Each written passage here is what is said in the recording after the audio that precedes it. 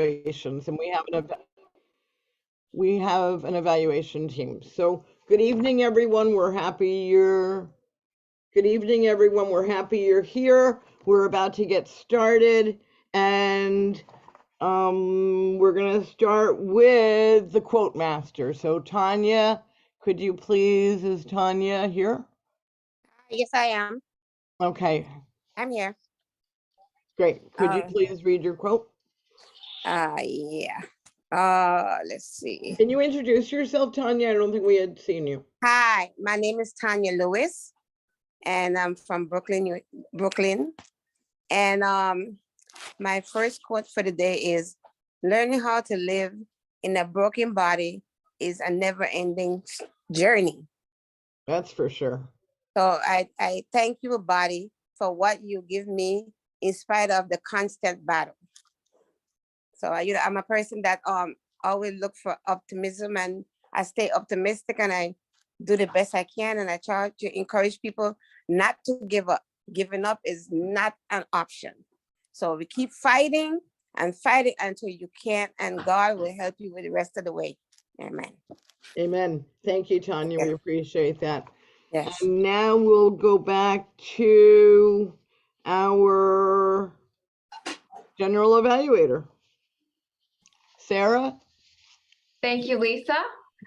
Again, good evening. Welcome everyone to our meeting.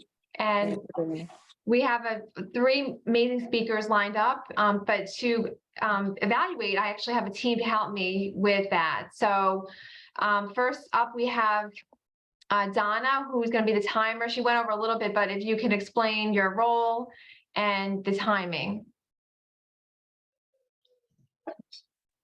I was recruited an hour ago, so I'm doing my best.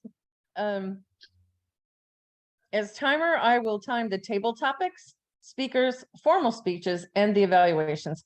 I will also alert each speaker of the time they have left using the green, yellow, and red cards, which denote time remaining. Table topics should limit their remarks to no more than 2 minutes. Icebreaker speeches should be 4 to 6 minutes. Other speeches should be 5 to 7 minutes, and individual evaluations will be between 2 and 3 minutes. Thank you. Thank you, Donna, for volunteering, and you'll do great. It's a great role. It's actually one of my favorite roles. Next up, we have the odd counter grammarian, which if anybody wants to fill in, otherwise I'll take that. I know Dexter is going to do the word of the day, which is the word of the day is goal. So if you use that in your speech or table topic or evaluation, he will mark you down for that.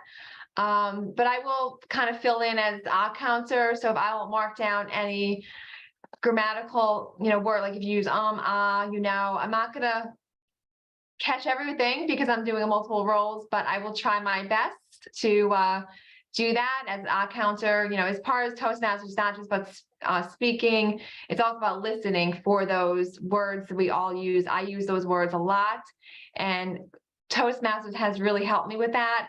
When I listen to the recording back, sometimes I'm horrified to think, oh my God, I had that many ums and ahs, but it really makes you improve your speaking skills, because you want to get your message across, whether you're an advocate, a recipient, a pre-recipient, a donor. You want to make sure you're getting or caregiver. You want to make sure you're getting your message across to those that you need to. So I will be listening for that. And also as general evaluator, I already said, I actually have my evaluators, my speech evaluators that will be evaluating the speech. So we have 3 speakers. We have George, which will be evaluated by Eileen. Hold on, Eileen. And speaker 2, we don't have an evaluator, but I could fill in for that. Laxmi is going to do her speech. And then our 3rd speaker, which will be Bobbie, Tanya Bailey is going to do that evaluation. So before they come up, Lisa, if you can have them introduce their objectives. And at the end of the meeting, I will go over our reports.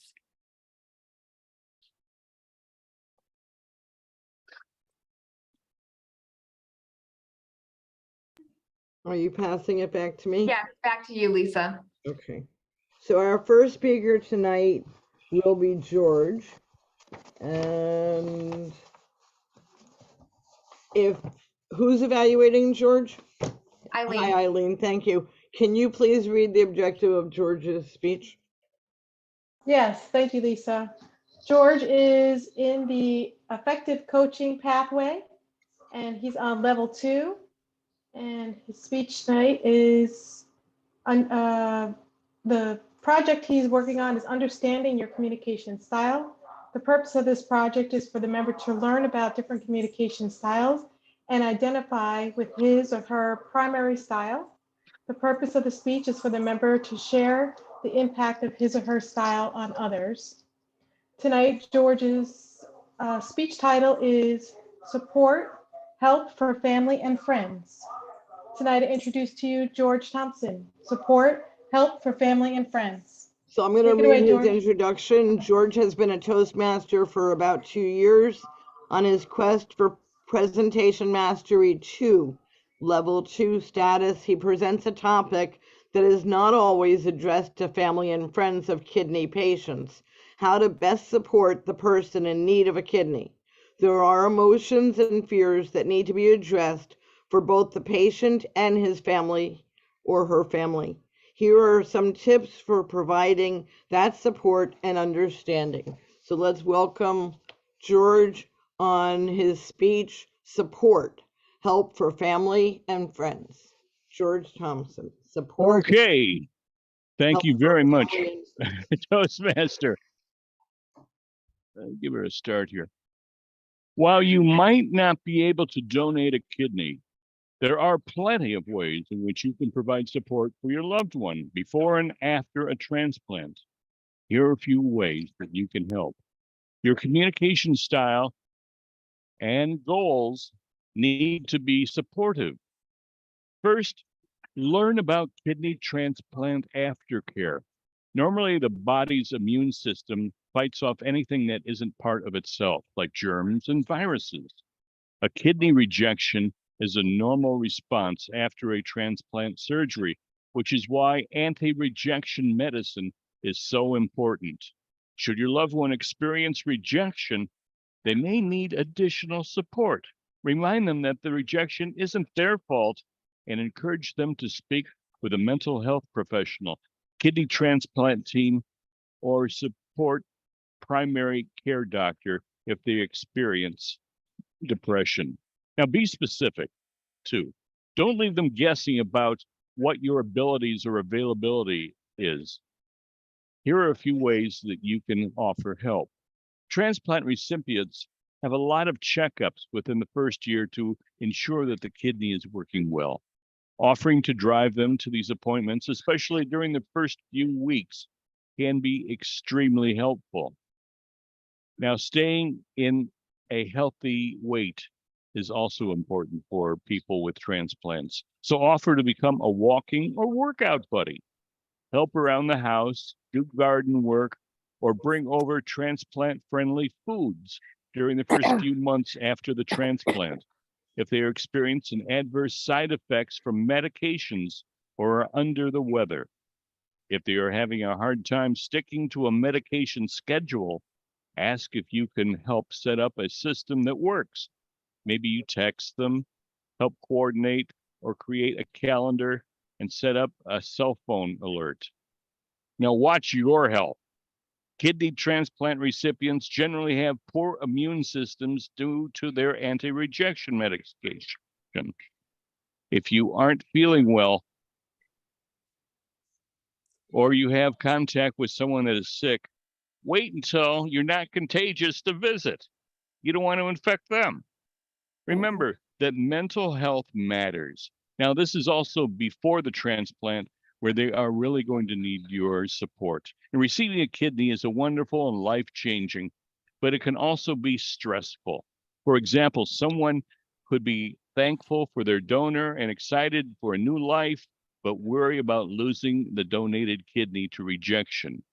Programs like NKF's Peer and NKF Kidney Communities offer a safe space for kidney transplant recipients to talk about their feelings and receive guidance from people who have been in their shoes. Now, NKF Peers, the program offers people with kidney transplants a safe space to connect with trained mentors via telephone or in-app chat. Sometimes people speaking in a similar situation provide valuable insight and allow people to feel part of a community. Above all, you be there to listen for their feelings and knowing that you care. Now, a kidney dietitian, most people with a kidney transplant have few dietary restrictions, but it is important to eat a healthy diet, low in fat and salt, and drink plenty of fluids. These are also health problems like diabetes, high blood pressure, or heart disease, which may mean additional restrictions. A kidney dietitian can put a diet together to fit those needs. And then finally, become a voice for kidney health advocates.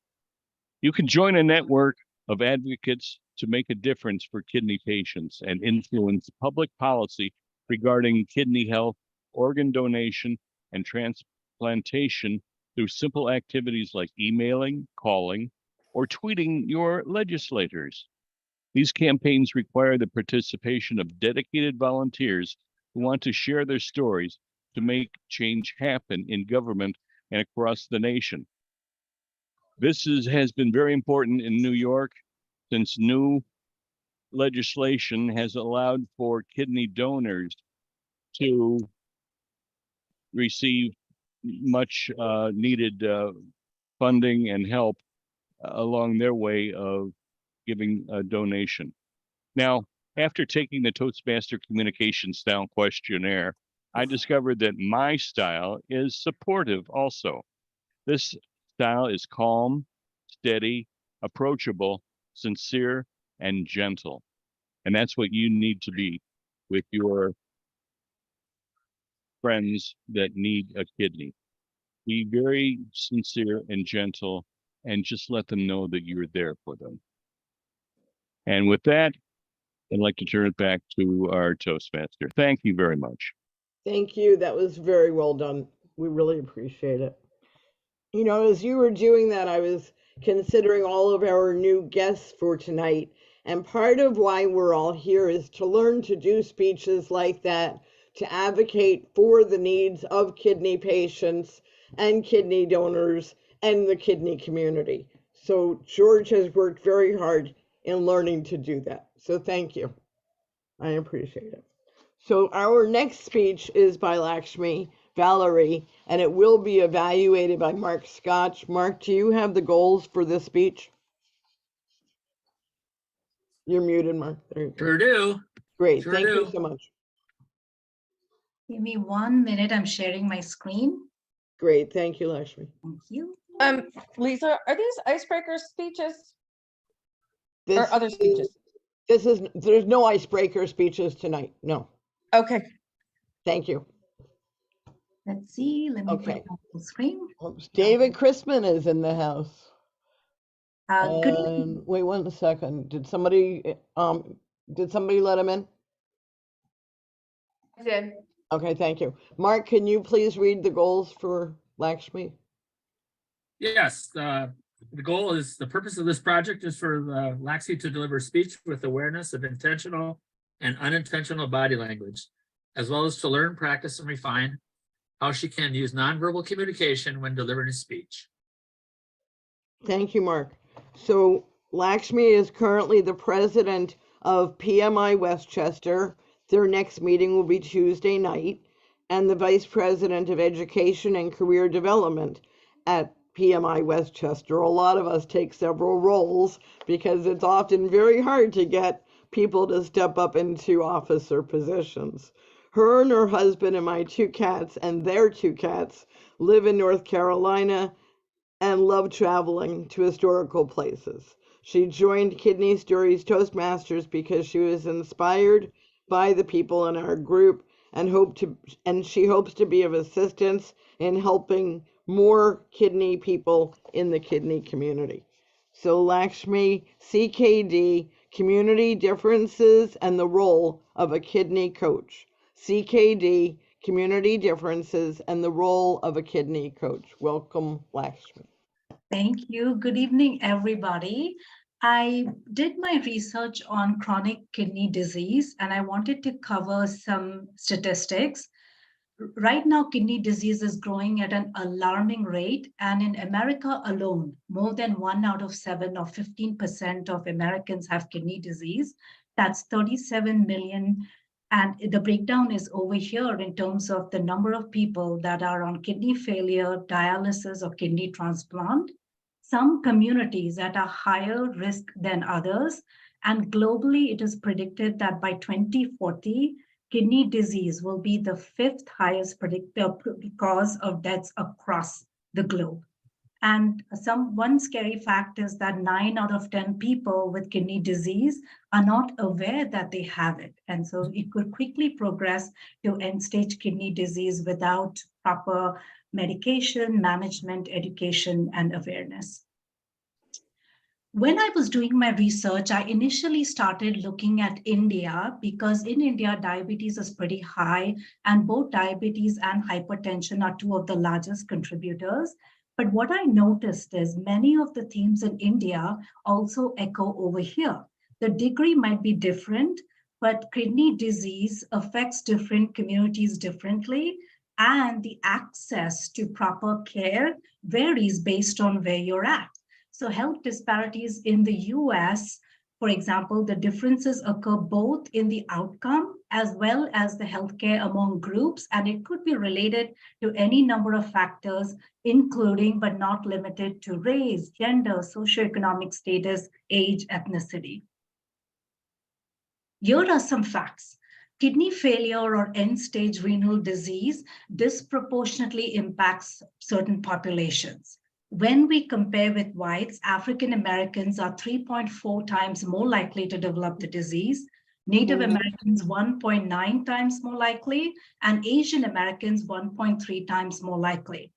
When we compare Hispanics and non-Hispanics, Hispanics are 1.5 times more likely to develop the disease, and it could be a combination of facts, including diet, genetics, any number of things.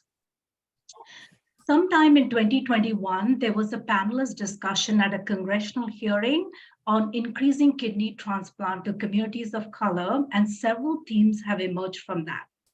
First is that there are disparities in access to donor kidneys, especially live donor kidneys. There are financial barriers. And this is where one of the themes echoed for me when I was researching India, where in India, they don't even pay. The government doesn't really pay for a lot of these transplants. And so many people have to rely on their own resources. And over here, financial barriers exist as well. Access barriers, such that they are aware that they can be listed at multiple transplant centers. And unfortunately, in many of the communities where they are at higher risk, they're also likely to have a greater distrust of the medical establishment and myths around organ donation. And last but not least, there are inherent biases on who they might consider as a good candidate for donors, and just barriers to listening and understanding the concerns of people who go to doctors. In 2022, this year, AKF made it a priority on several policy fronts to address some of these disparities. And the 4 fronts on which they want to touch upon is SDOH, or the social determinants of health, which is we have to get to the core, which is the social, economic, and environmental conditions that impact health and well-being. It could be income level, education, job opportunities, access to housing. And once more, I'm tying it back to India because globally there are some similar themes. For instance, in India, women and men are perceived very differently. And in many rural areas, women don't have the financial independence, or they've been taught that the male is more, predominant and should be the one to survive, or they might have a sacrificial mode among them. So when I look at even the United States, it is important to look at specifically within the communities what holds back.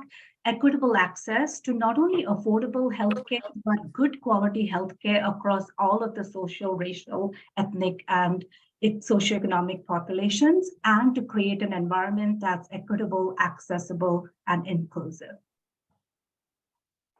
Kidney Coach.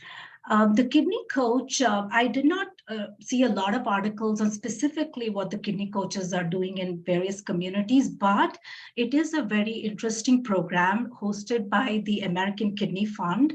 It is a community health program that has a global reach. It launched in 2018, and they have kidney coaches in countries such as India, parts of Africa, Latin America. This program provides coaches with various tools, including a startup guide, online training program, and a Facebook community. And when we look at the goals, we can see how kidney coaches can continue to raise awareness in the community. First, the kidney coach helps communities prevent the onset of CKD, or once people already have kidney failure, perhaps slow down the progression and raise the awareness level. And the second part, which is also important, is to have a greater outreach across the United States. Because when we use kidney coaches, hopefully there are people within the community that are also likely to engender more trust and make it more approachable for people. Now, who can join and how can they help? Now, anyone can become a kidney coach. I recently completed my course. I'm brand new to this journey and I want to be more involved.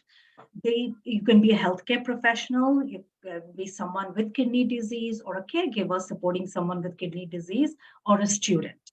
And these are the various ways in which they help, and we touched upon that. And the core part of it, which I want to emphasize again, is spreading awareness, facilitating changes, and becoming part of the community.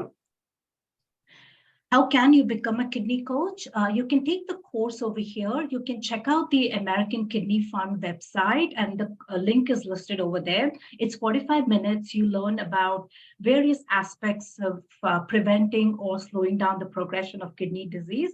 Once you pass, you get access to a portal, a Facebook group, and several resources to begin your presentations to raise awareness in the community. You can schedule a session in your community and then you log sessions in the portal. I attended a couple of sessions and many of the kidney coaches have come up with really creative solutions to engage and help people in the area to raise greater awareness and connect them to resources. And for references for this one, there are several references within the course as well, but these are the main references for those who are interested in learning more about the Kidney Coach program, or generally what AKF is doing. Thank you, Madam Toastmaster. Thank you, everyone. And back to you. That was awesome, Laxmi. So much information. I think that's really, really great. And I'm looking forward to becoming a kidney coach with AKF. So thank you. Thank you. That was great. And we have one more speaker, and Bobbie Reed came to us serendipitously, and I'm sure I didn't say that word right. So I'm delighted that we've connected with Bobbie Reed, a wealth of information. Her speech title is A Kidney for Alex, and it will be evaluated by Tanya. So Tanya, could you please read the goals of this keynote speech? Lisa, I don't have the goals. Okay. Sarah, do you want to make something up? This is actually Bobbie's first speech. Let me just bring up so this is actually really her introductory speech. The purpose of the project is for a member to introduce themselves to the club and learn more the basic structure of a public speech. So this is Bobbie's not her first speech. She's done many speeches, but it's her first speech in this club. So that's her basic icebreaker. Thank you, Sarah. So welcome, Bobbie Reed. Bobbie's son, Alex, is in need of a living kidney donor, and Bobbie is here to tell us about the process of getting the first kidney and the second kidney and her work as an advocate. So welcome, Bobbie Reed. Thank you. Thank you very much. My name is Bobbie Reed, and I have a slide deck here that Sarah's going to put up for us in a minute, and we'll go through that. It's actually a presentation that I did for the American Association of Kidney Patients at their national patient meeting a few years pre-COVID. And what it addressed was I was a caregiver, or I am a caregiver, and I'm a patient advocate. My son, Alex Reed, George Alexander Reed, had kidney failure, and he needed to get a kidney, and there's a lot of interesting stuff to go with that we're going to go over today. My background is I've been educated at the Indiana University of Pennsylvania, and my major there was family consumer science, sort of like a Ralph Nader type of person, if anybody's familiar with who Ralph Nader was, in terms of resolving consumer complaints and helping people to know where to go and what to do when they had a problem that they needed resolved regarding consumerism and products. In addition to that, following my graduation, I worked for AT&T over 20 years. And my primary job there was in sales and marketing of communications equipment. So I've had a lot of background and training in terms of communication. And from there, that big, large company, I migrated into my husband's insurance agency. He has his own insurance agency. It's a family-run operation. I am a fully licensed insurance agent in the state of Pennsylvania for life, accident, health, home, automobile, and business insurance. And I assist them in managing the office and marketing and so forth. You'll see on this first screen here that this is how you get in touch with me. I am, that's my email address. I'm on Facebook, Twitter, and LinkedIn. And on LinkedIn, you will find a great background of a resume of all the activities, both advocacy and things that I've done to help my son. So I suggest that, if you get done with this, you want to take a peek to find out more in depth of what I'm all about and the experiences that I have had. I welcome you to do that. If you have questions, I welcome you to get back in touch with me. Okay, next slide. Okay, in the beginning, life was simple. You can see here that this is my son, Alex Reed, and this picture was taken when he was a student at Penn State University. While there, he was a student athlete playing baseball. You can see a picture on the bottom corner there. Even in high school, he was a star baseball player. And you can see his graduation sign there, and also a picture sign of our insurance agency. It's actually named after him. His grandfather was it was the owner or the originator of this family agency. And the intent was for him to graduate from college and come in and take the role of what his father had and start taking over and running the business to continue on the family legacy. Well, 2 weeks after graduation, he developed very, very high blood pressure. That was in May of 2013. And he was actually hospitalized for over 10 days in intensive care. They didn't think that he was going to live. But somehow he made it through that. They did testing, and at the time we were discharged home, and they said, your kidney function has been impaired and touched a little bit there, but we're going to follow you over the summer moving forward here. And since you're an athlete and very healthy otherwise, we think that that'll just reverse itself and you'll just be bouncing back to brand new. Well, that didn't happen. And his kidneys failed him by October 10th of that same year, that short space of time. And it was really unexplained because nobody in our family has high blood pressure issues, number one. And number two, he had to go through clearances. When you play college baseball or college sports, you have to be cleared through the NCAA health-wise, and nothing surfaced. It was just completely unknown what happened with that. And and then by December 1st of that year, he crashed into dialysis. We were in emergency room, and they had to do emergency dialysis, even though on October 10th and after that, he went and had a fistula put in his arm because we were intending to do home hemodialysis. We had a very good kidney educator, and but that fistula wasn't developed enough, and so they had to do another port access, and we actually were trained on the home hemo that way and did our dialysis at home. Okay, next slide, please. Okay, so there we are at homes.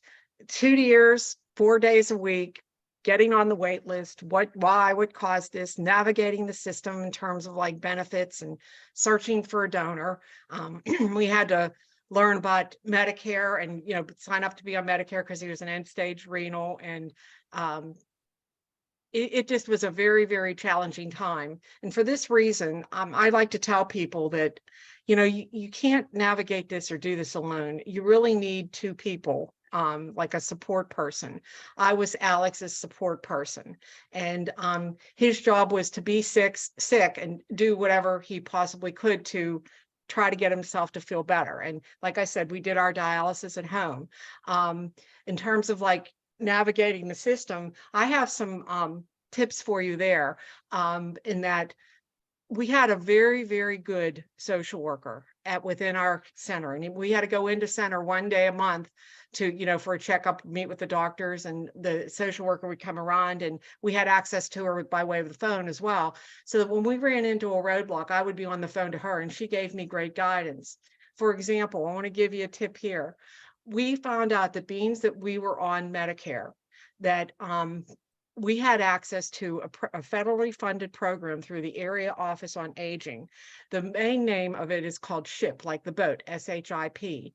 And what they do is they provide counseling and guidance for like insurance, benefits, coverage, anything having to do with it, like Medicare, on how to find your way. It's, you know, free of charge. You can call them up, set up an appointment, and go by it. But that program is run on an individual state level, and a lot of states go by different names. For example, anybody in Florida, the program's known as SHINE, SHINE. In Pennsylvania, it's called Pennsylvania Medi, PAMEDI. It's medical insurance information or whatever. But you can contact that office, their offices. I would go to the Area Office of Aging or do a search online under SHIP, SHIP, to find out what it's called in your area, and to maybe do a consult with them, because all their information and feedback and help and guidance is free. So I would strongly suggest doing that. In terms of searching for a donor, I had a background, as I told you a few minutes ago, in working at AT&T and sales and marketing. So when we finally were able to get on to the wait list, and that was quite a challenge because of the fact that they didn't know what caused the problem of Alex to have blood pressure so high. And you know, kidneys don't typically fail in a matter of just a couple months. They suspected that he had some dreaded genetic malfunction or some sort of problem, and they wouldn't let us on the transplant wait list until they ruled out all possibilities. And in doing that, we had to go through genetic testing. And when we went before the board of the transplant center where we were going to be listed, if one person disagreed about, you know, admitting him to the wait list, then we had to start all over again and go back and do it, you know, to resolve their issues. Why the reason I mention this is that the genetic testing that we went through, we had to go through it twice. And it's not like when you see on television, on NCIS and stuff, where they solve everything in 60 minutes. It took 3 months each time to have it resolved. So it took us 6 months to get onto the transplant wait list. And during that time, when you're not listed and you're not active on the system, you can't really have any donors be evaluated to see if they could donate to you or anything along that line. So you're like sitting there in like a holding position waiting to get that answer. And what I did is during that time frame, I wrote up a marketing plan to find my kid a kidney, like to sell somebody on the idea of giving my kid a kidney. And I implemented that marketing plan. And I actually found him a donor through the Penn State University Alumni Association. I would make repeated posts for different places, like affiliations that we had, whether it be our schools, organizations we belong to, unions, chambers of commerce, things like that.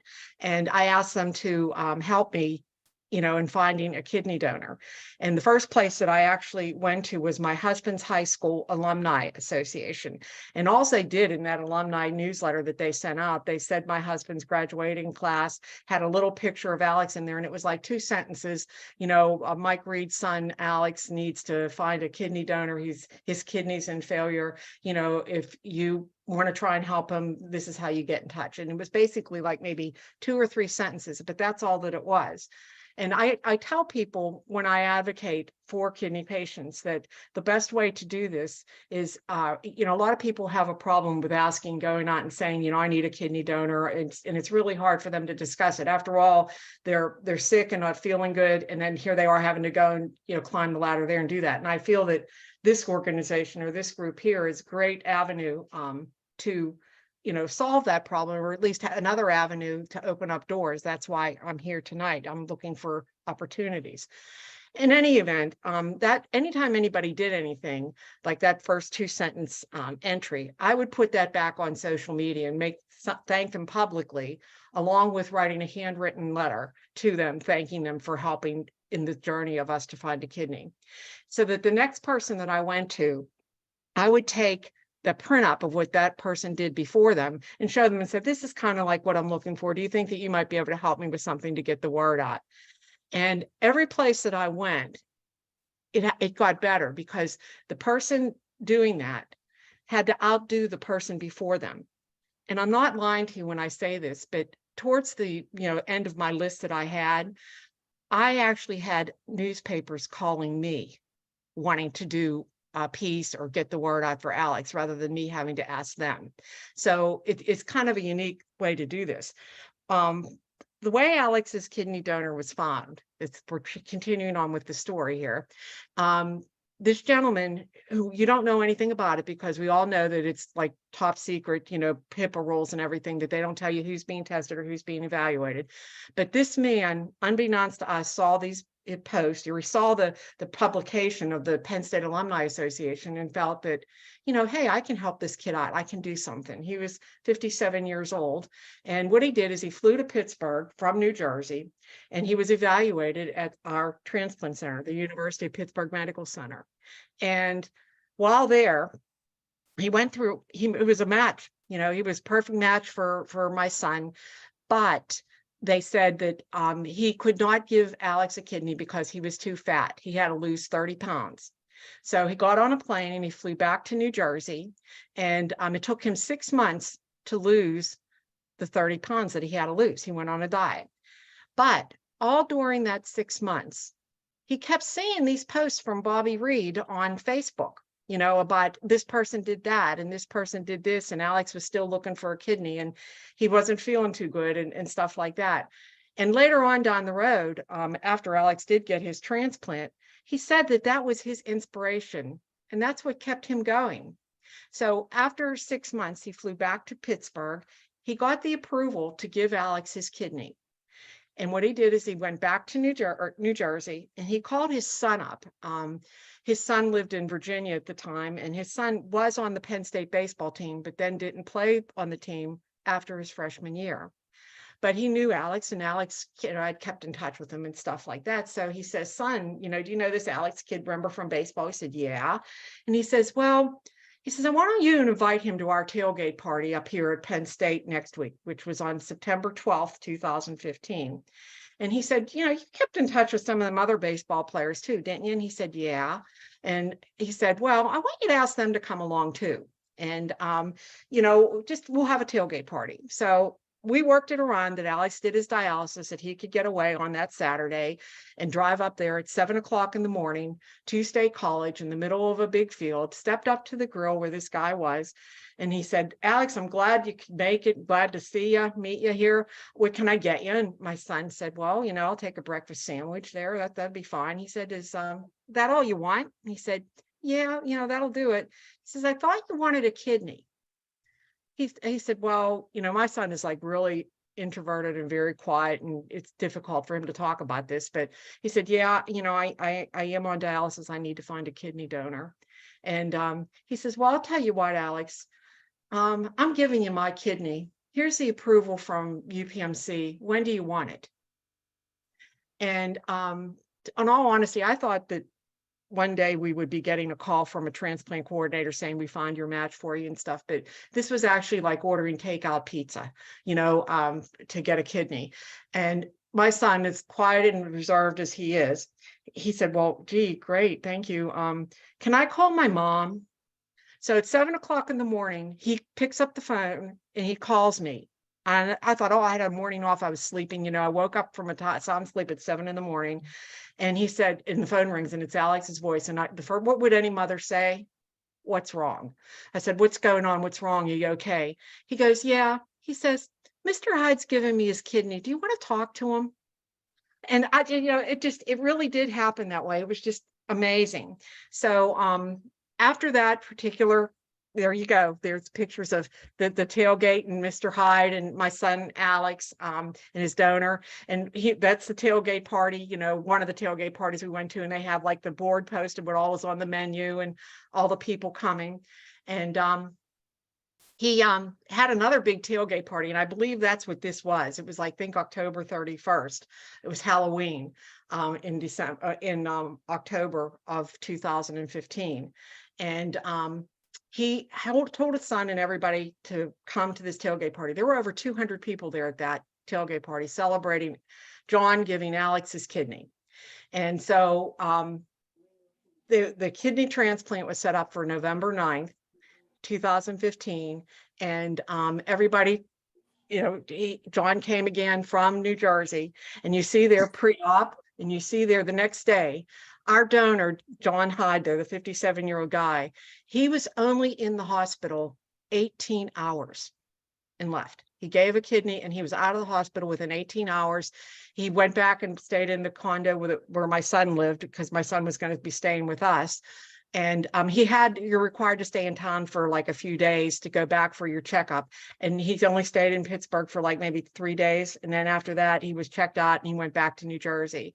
And at that point in time, he went back to his normal routine. He was jogging 3 miles a day, within a couple weeks' time, perfectly healthy. So next slide, please. That's our story. Okay.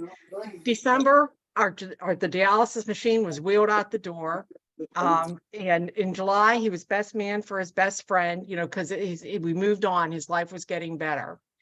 Okay, next slide, please.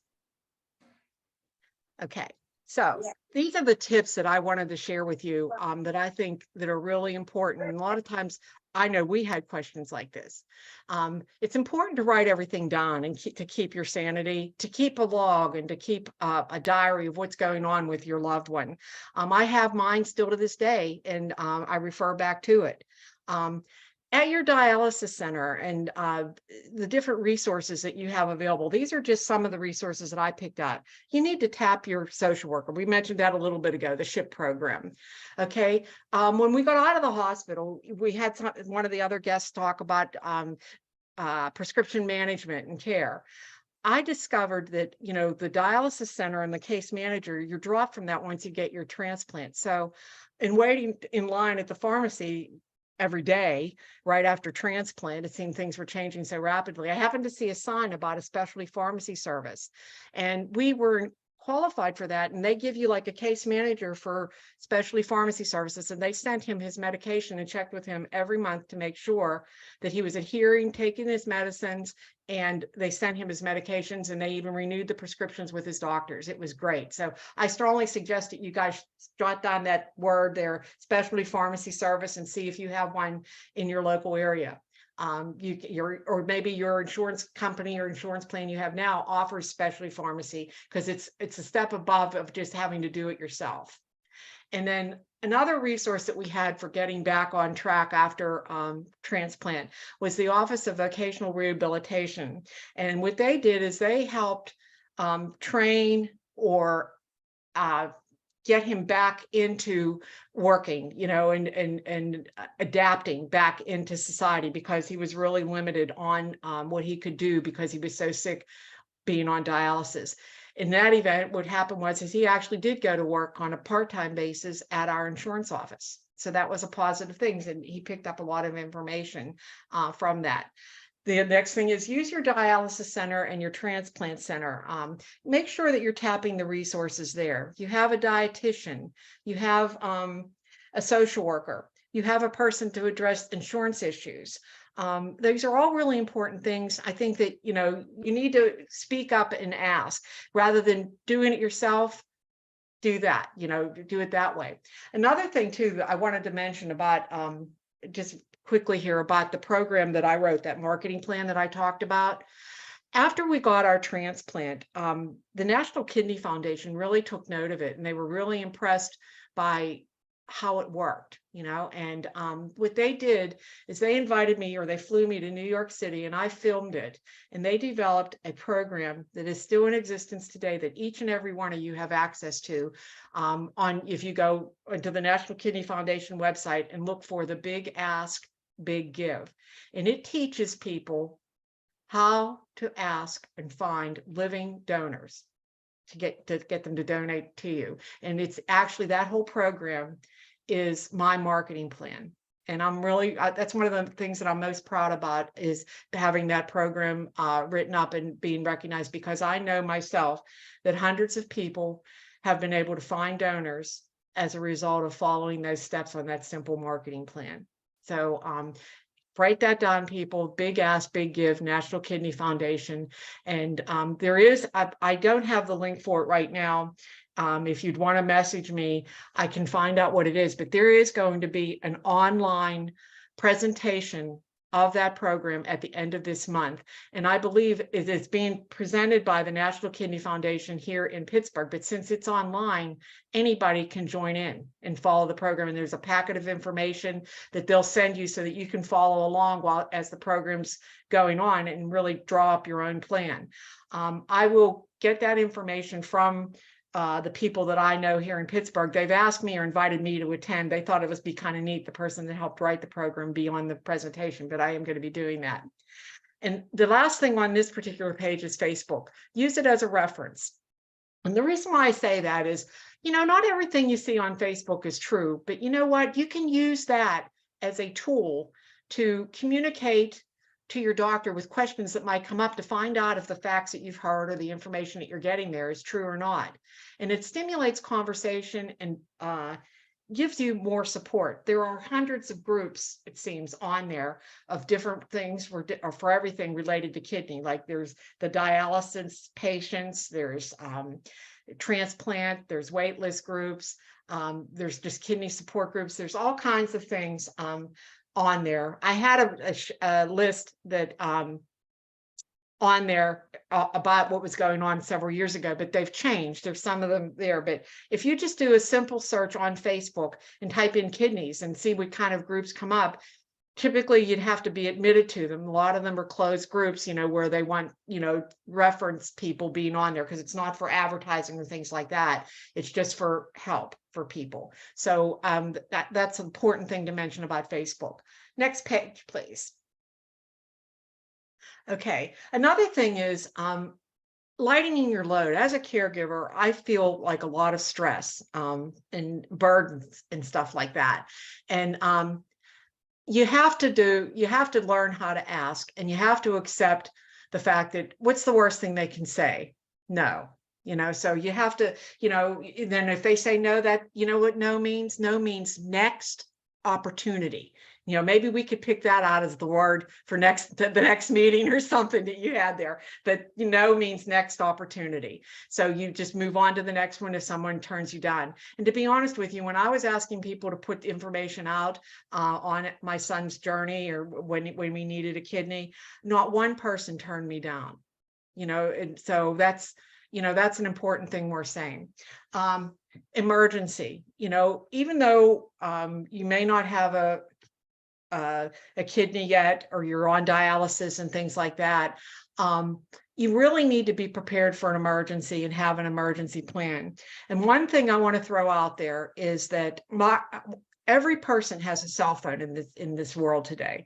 And on that cell phone, if it's an iPhone, it's called Medical ID under emergency, you can put your information in there. And in Android phones, it's called ICE, in case of an emergency, ICE. What you can do, emergency responders are trained on your cell phone, even if it's locked, they can access this information in the event of an emergency. They're trained to do that. And you can have all your information in there. For example, I have a fistula, I'm end-stage renal, my doctor is this, these are my contacts, these are my emergency contacts, and the emergency contacts come up in there. But it's an excellent thing. And I learned how to use this. I went on a TV, it's not Yahoo, it was when you type in and you want to get an idea of like how to do something and stuff, it gave me like a video, and it trains you in 5 minutes time on how to put this in. It's very simple, where to go on your phone, step-by-step process. So I would suggest that. I have on here the AAK website. That's a great resource. But you know what? In addition to that, since I was doing this presentation for the AKP, there is also websites for the National Kidney Foundation and the American Association of Kidney Patients. All three of those are organizations that support kidney patients with valid information. What I love most about the AAKP is that they're the largest patient organization in the world. They've been in business, or they've had their organization for over 50 years, and they have some tremendous resources that are either very inexpensive or free of charge to provide to kidney patients. The one thing that I really love the most about them, about their website or about their thing, is their recipe cards. They have recipe cards that are designed for kidney patients, the diet. And what it is they have them marked if you're diabetic, if you're pre-transplant, pre-dialysis, on dialysis, and post-transplant. And there's check marks on each one of the recipe cards as to what area that would apply to. If you don't see a check mark on there, that means that recipe is not suited for your particular situation. Say if you're a diabetic, you shouldn't be eating that. It doesn't comply. But they are excellent recipe cards that they have. They sell them, I think it's $5, and that includes the shipping and everything.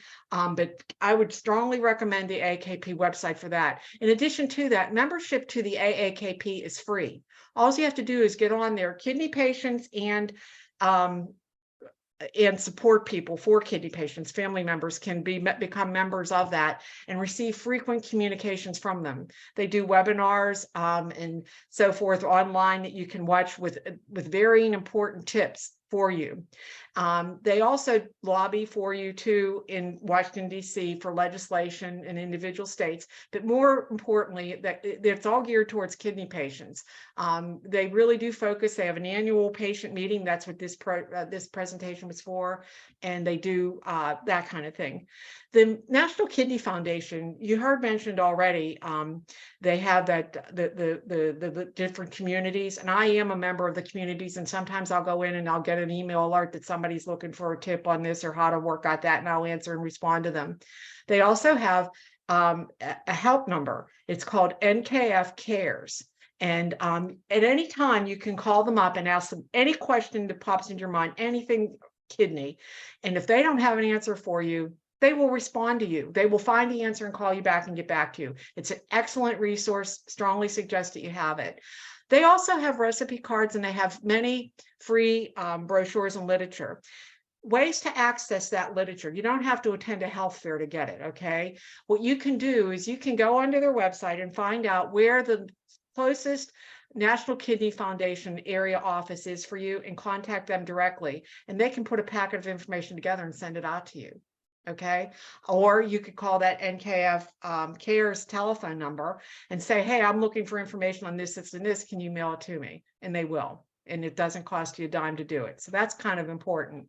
The other organization I mentioned was the American Kidney Fund, and I am involved with them too as an ambassador.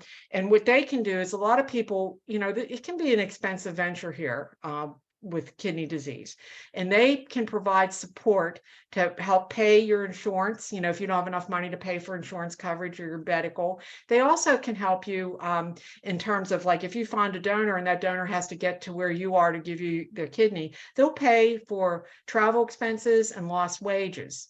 So up to, I believe that, I don't know what their maximum total is, but justifiable expenses, they will help you along with the other information as far as being like a peer or a coach.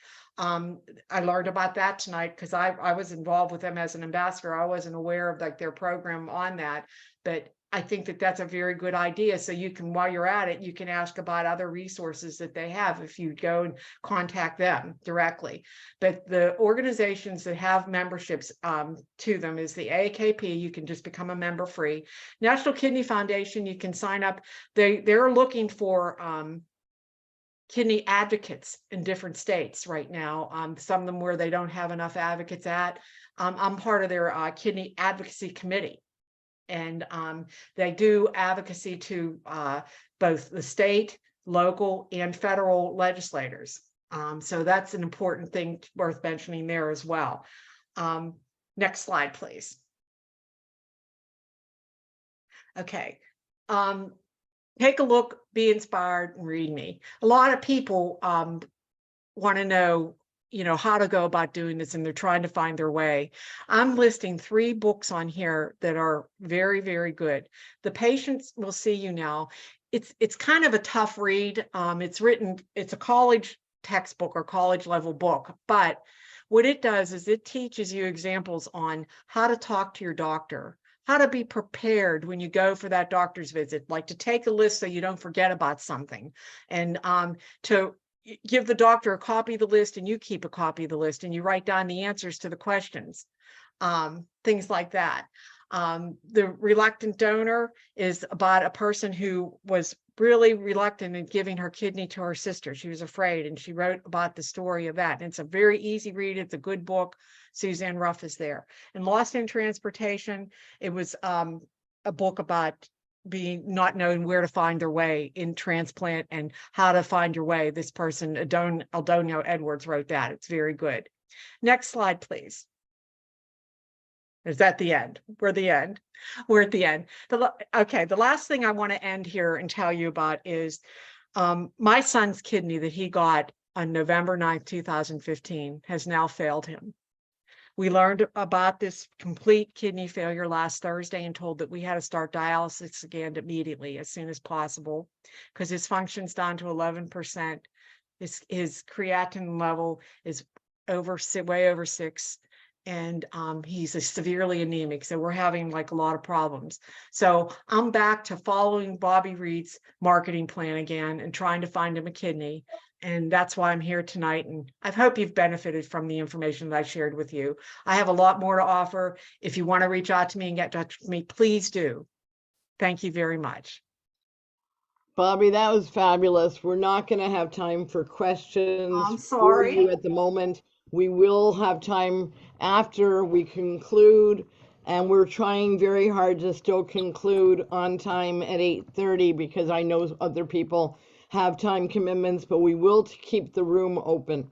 So I would like to pass the mic to Maria, who I know has worked very hard on table topics, and we probably only have time for 3 of them. Okay. Thank you. I'm going to share my screen. Can you all see the spin wheel?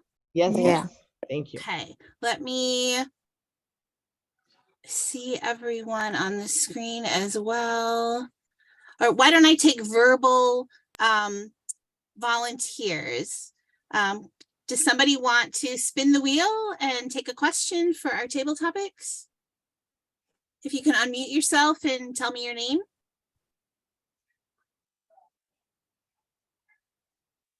Let's see. I'll George. take one. What's the topic? You'll find out when you spin the wheel. You want to go ahead, Donna? Yeah, go ahead. Spin the wheel. I clicked on it. How do you I'll do it for you here. Okay.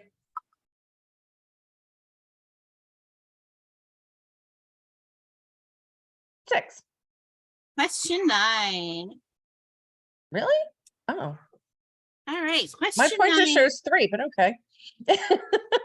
Whatever. Oh, you're right. I'm sorry. Where did I see 9? It is 3. Okay, let me go to question number 3. I don't care. I'll take any question, but Okay, Donna, thinking along the lines of kidney health, What relationships do you want to nurture in 2023? Well, wow. Okay, the relationships I want to nurture in 2023, in order to help my husband get a kidney, are with local newspapers, online, as well as in print. And I've got a nice piece. I've gotten it in our local newspaper. I'm trying to branch out and reach out to more and more newspapers. And many of them, because I have like a business card, will repost that business card like again and again and again. So many people do not understand the process and the voucher system or anything about that. So that's my goal. Wonderful. And we wish you a new kidney this year through this process. Who would like to spin the wheel next? Somebody verbally want to say their name? Sure, I'd be happy to participate, but how do I spin it? Great. I think I have to do the spinning here. Oh, okay. Is that David? Yeah. Thank you, David.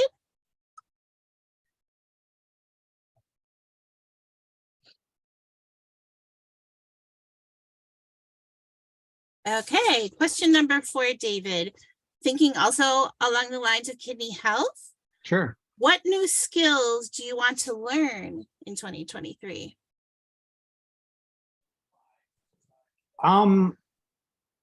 This is probably not the best question. I don't have kidney disease, and my kidneys are fine, and I think my organs are pretty solid at the moment. So with that said, in terms of health, let me just say, for what I would say is I would like to learn how to better advocate for those who do need it.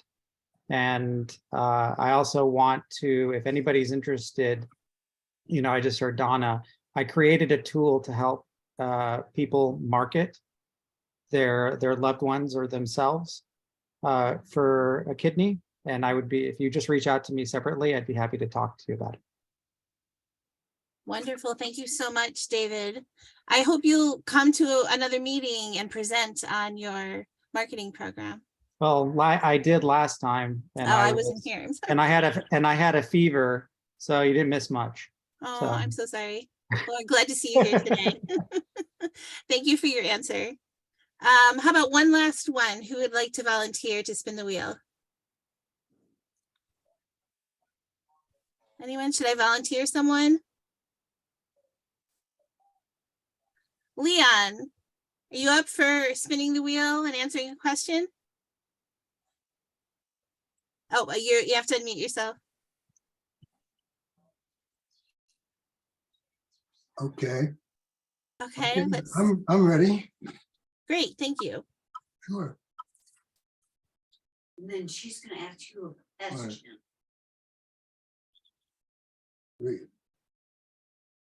Oh, it was 3 again. So I'm going to go to number 2 right next to it. I forgot to remove it last time. So oh, it is on 2. I don't know why it showed 3 there for me.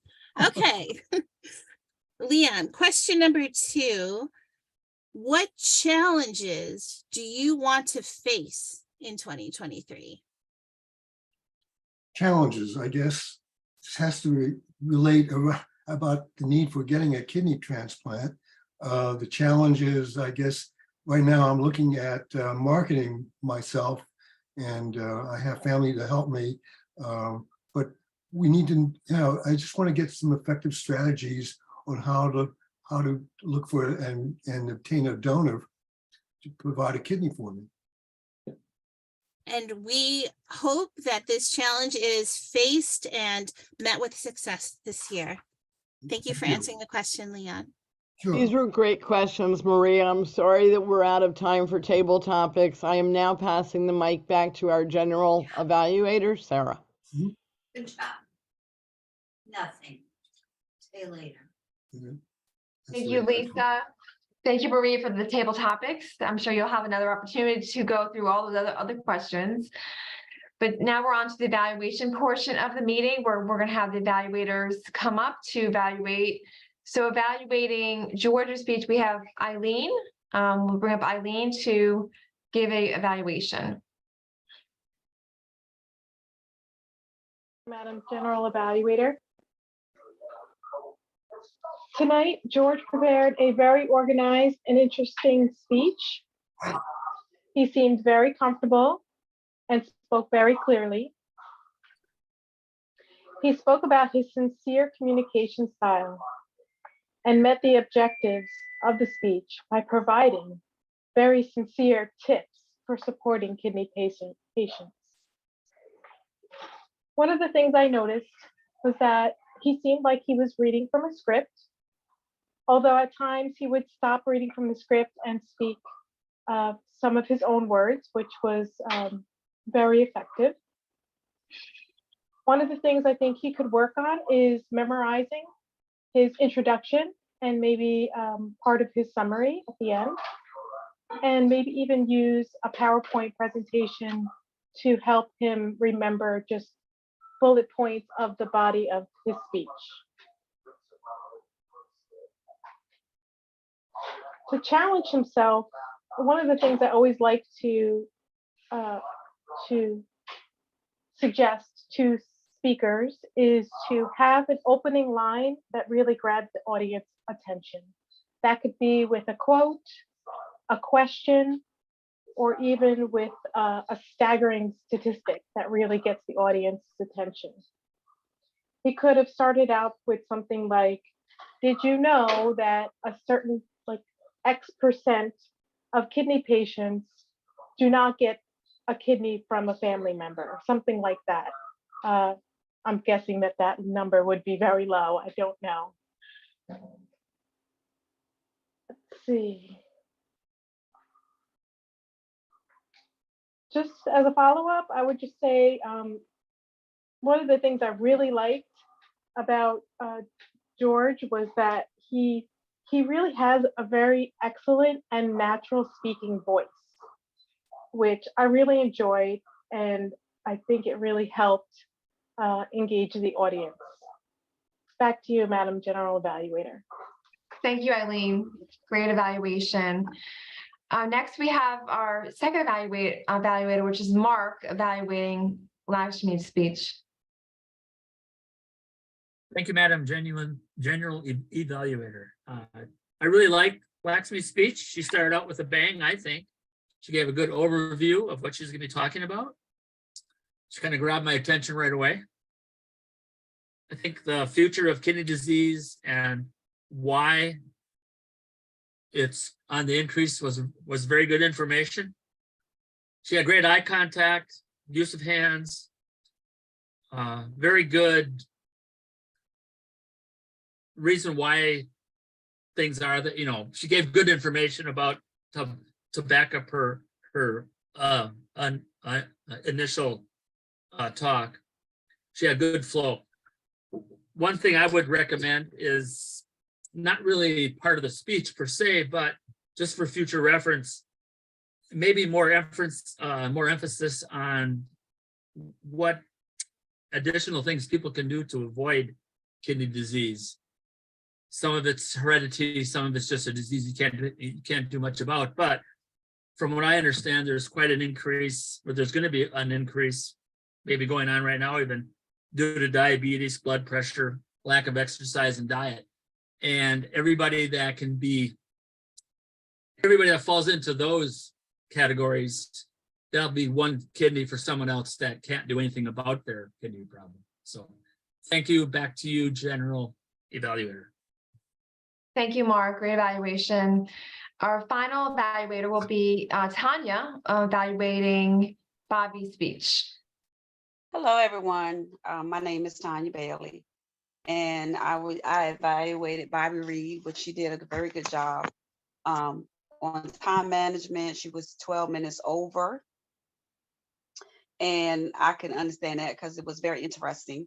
She talked about how who she was and what she did, and she also really had a lot of emphasis about her son Alex, who needed a transplant, and he did receive one that failed, and he ended up getting another one.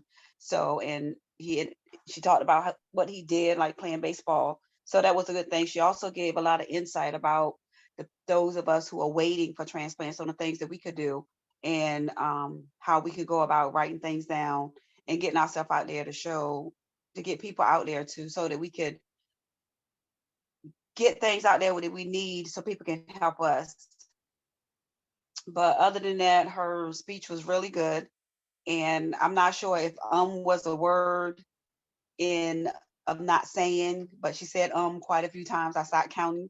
So it was right many times. But other than that, she did a good speech. Very interesting, good eye contact, organized. And to me, it helped me out a lot. So thank you very much.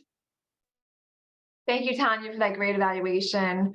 So next up, now we're going to go to our timer. Donna, if you can go over our timing and how we did. Okay, so for the table topics, that's not right. Yeah, it is. David came in at 1 minute. Leon was 0.5. And I was at 1.5 minutes. We were all under 2 minutes, so we did good. For George's speech, the range was 5 to 7 minutes. He came in at 5 minutes and 50 seconds. That was great. And the speech was great. Laxmi, 5 to 7 minutes, came in at 7:45, which, but I don't know, I didn't feel like it ran very long. So had me to the end. And Bobbie Reed, again, I'm not sure what time contract we made with you. So I don't know if you know there was a 20-minute limit, but hers came in at 32:33. So that's it, I think, right? Yes, thank you. Great job with timing. I know timing is everything, especially in a meeting. We want to make sure we end on time.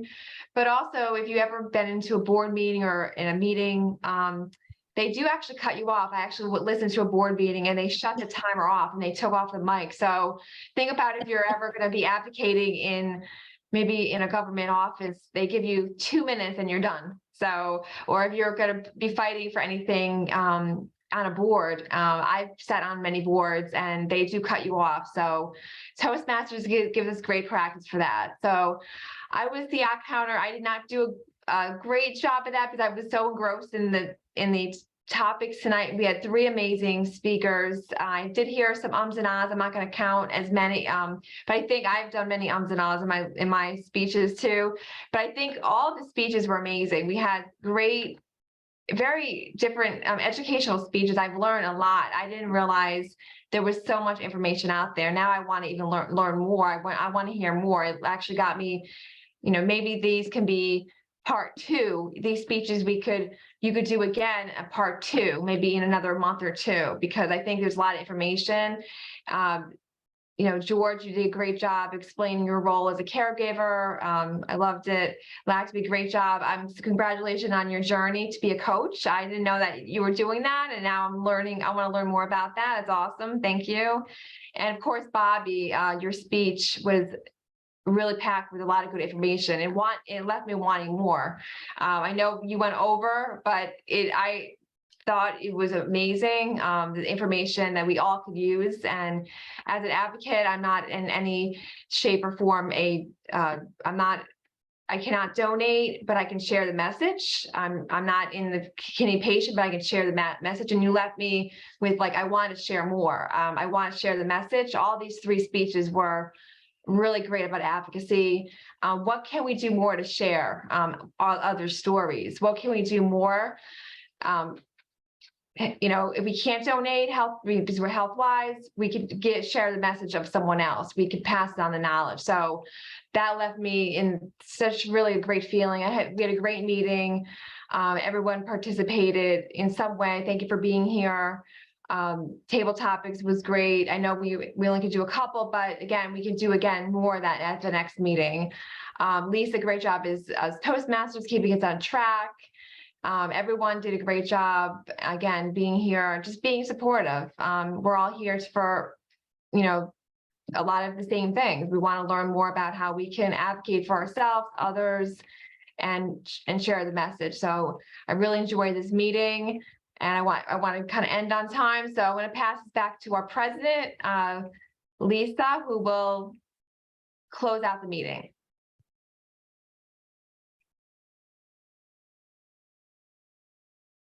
I forgot that I did that. It was so nice seeing everyone tonight, and I really appreciate all of our guests and our speakers. And this is the way a meeting should be. We're looking forward to a fabulous lineup of speakers. So we're going to have Matt Kavanaugh on the 5th of February, and we're very, very excited to have the new president of NKDO come as our featured guest that night. He will probably talk most of the meeting, and in spite of the fact that we also have 3 other speakers. This is contest season, and Laxmi and Maria are level 2. Yay! They will be representing kidney stories in our area contest. So it's very important that they do their contest speeches for us on the 5th of February, and that we give them some feedback so that they can be as ready as possible to win at the district level. There are 2 different kinds of speeches. One is tall tales and one is international. And Laxmi, you're doing The international. You're doing international, and Maria's Tall doing tall Tales. tales. So we're very, very excited to have you doing this for us. And then there's, as I say, there's a lineup. I don't remember what it is, but we have speakers lined up, fabulous speakers lined up from tonight when we had Bobbie, and we're so glad we did, through till May. And after Mark's ride, Mark will be giving us a wrap up on 4.5. We can't wait. So Mark's going to be grabbing a time slot probably for sometime in May. And because we don't have any time between now and then. So please stay tuned. We are a membership group. In spite of being a membership group and really needing 20 members by April 1st, we will have room for guests from now until forever. Guests are always welcome to do speeches. They're always welcome to take roles. They're always welcome to come as long as they choose. And as Sarah often reminds me, I was a guest for 3 years until Sarah sponsored me for my first 6 months, and then I took off with my new wings and started flying. So thank you all so much. We're going to keep the room open. You can stay as long as you want. I know you all have a lot of questions for our speakers and more information to share, but we are officially adjourned. So thank you all for being here. Thank you, everyone. Bye. Hey, if anybody wants to see the tool I have, I'd be happy to show you guys. But